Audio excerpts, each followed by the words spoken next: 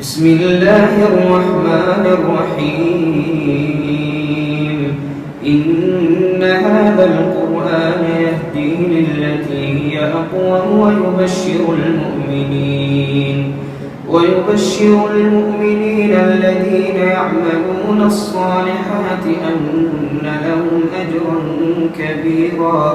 وأن الذين لا يؤمنون بالآخرة أعتدنا لهم عذابا أليما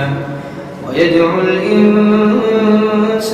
بالشر دعاءه بالخير وكان الإنسان عجولا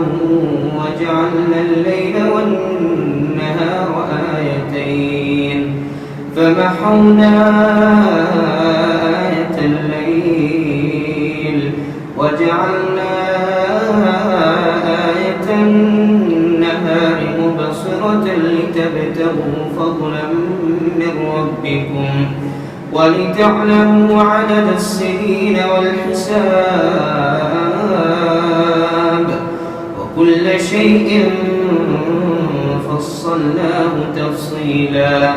وكل إنسان ألزمناه طائره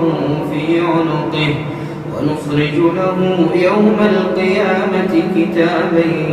يلقاه منشورا اقرأ كتابك كفى بنفسك اليوم عليك حسيبا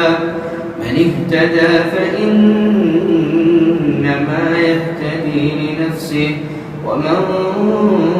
ضل فإنما يضل عليها ولا تزر وازرة وزر أخرى وما كنا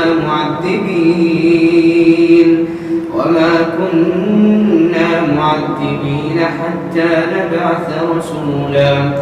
وإذا أردنا أن نهلك قرية أمرنا مترفيها ففسقوا فيها فحق عليها القول فدمرناها تدميرا وكم أهلكنا من القرون من بعد نوح وكفى بربك بذنوب عباده خبيرا بصيرا صدق الله العظيم.